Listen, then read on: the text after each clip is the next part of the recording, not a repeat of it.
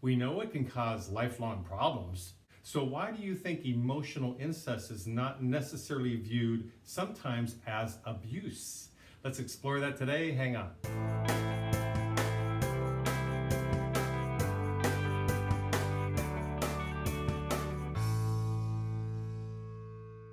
So it took me a long time to call it abuse. It wasn't until I had years of therapy and got much older and I could see all the ways it impacted my life, and then working with clients who had gone through similar backgrounds and similar childhoods, that I became more willing to call it abuse, because emotional incest is a form of abuse. We know it can cause crippling shame in oneself. We know there's symptoms such as depression, repressed anger, guilt as you grow up because you're not taking care of the parent that you were trained to take care of. It can affect family relationships, and sometimes you have to withdraw from the family. It can affect our sex lives because we're worried about being smothered by the other person emotionally. As a way to cope and deal with the shame, sometimes people turn to substance abuse, eating disorders, all kinds of ways people try to minimize the emotional pain that they grew up in and forget about your sense of self. Your self-identity just got knocked down big time when you were a kid because you weren't allowed to have a healthy development, because you had to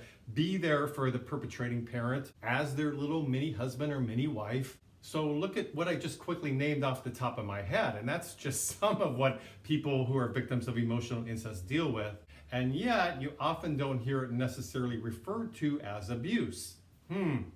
Well, part of that is because it's difficult to point out. Unlike sexual abuse or physical abuse, of course, with all the bruising, is easy to point out. A kid, let's say, who's a victim of sexual or physical abuse, they may hate it. They're telling their teachers, they're telling anybody who will listen, other family members, this is horrible, get me out of here. My dad or mom is hitting me, beating me up. Or maybe telling a teacher that my dad comes in and sleeps with me at night in the same bed. So it's easier for a child to feel those feelings of repulsion. But with emotional incest, not necessarily so. It kind of feels good, especially when you're younger and you don't know anything different. You're getting all this attention heaped on you, perhaps. You're the chosen child, so you're getting more attention than your brothers or sisters. And you feel special because the offending parent is telling you all of their adult problems. They're taking you on special date nights, lavishing you with things that you want and extra attention that nobody else seems to be getting.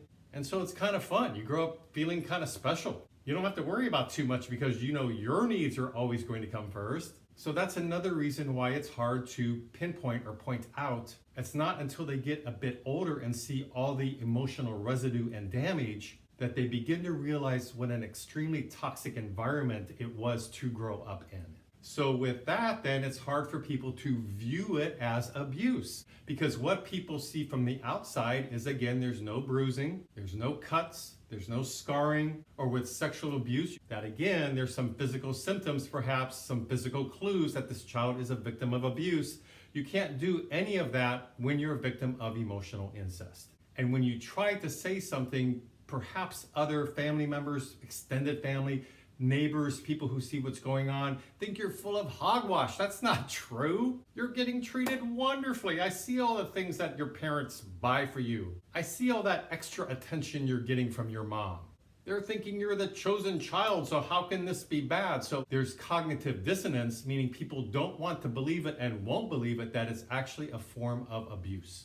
And I did a video on cognitive dissonance. You can click up right now for it if you'd like to watch it after this video, or there'll be a link below for you to click on if you'd like to understand a bit more about that. It's important to know. So as a child maybe is getting older and connecting some of these dots and thinking, you know what, this is not right. Even though I've been getting all this attention, it's not healthy, I'm suffering for it. Or even though I don't have any scars or bruising to show from sexual abuse or physical abuse, I know there's something off here, but when I go to tell somebody, they seem to not listen. No one's really taking me seriously. And so then the child doesn't really ask for support because nobody's taking them seriously. And then it becomes even more accepted that it's really not a form of abuse. It can't be. This is what the kid thinks because everybody's telling me it's okay, and hence it gets ignored. But it definitely is a form of abuse. So let's do a quick Google search, and I've put in definition of abuse, and what pops up under abuse is 1, the use of something to bad effect or for bad purpose. Misuse. Well, that totally applies to a victim of emotional incest. They were indeed misused. and they were indeed used for bad effect or bad purpose, because the perpetrating parent, instead of getting adult help for their own emotional issues, the void, the loneliness, the emptiness that they need to deal with in their life, they've decided that they're going to pick one of their own children and make that child somehow begin to fulfill all of their adult needs.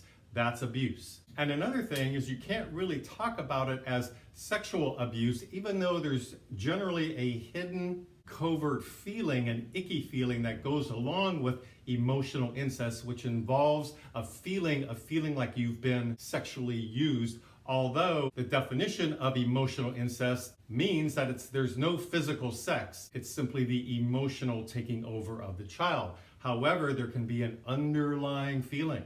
You know, when your mom is taking you out on date nights instead of going with her own husband, or the dad is pointing out to his daughter at age 15 how great she looks in that bra and she's really filling out nicely. Anything along that line is confusing to a child and makes them feel icky. And they know something's off, but they can't quite pinpoint it because they are getting these praises, these compliments, but there's something very insidious about it. And it's breaking down healthy boundaries, and the parent is indeed crossing boundaries that they should not be crossing.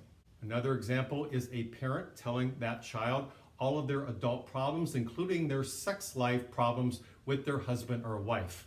Now again, the child at the time may feel like, oh, I'm so special, they're confiding all this to me. But again, that hidden agenda of some sexual feeling that goes along with it, because they're hearing about the intercourse that they had last month, or they're hearing about what mommy really wants in bed, but daddy's not doing for her, or from the dad how he loves mommy, but this is what he really likes to see in other women. And then the child is hearing this and is so confused.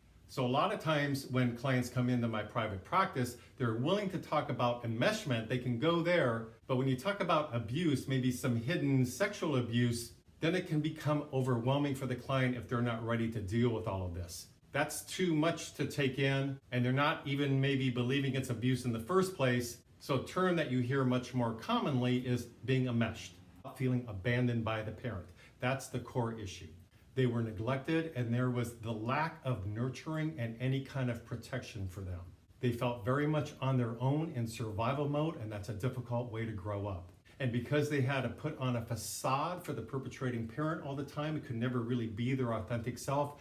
There's a deep void, some deep grief that goes along with looking at that void when you're an adult, to realize how empty you really did indeed feel all those years growing up, but you didn't have the words for it, so you kept everything in.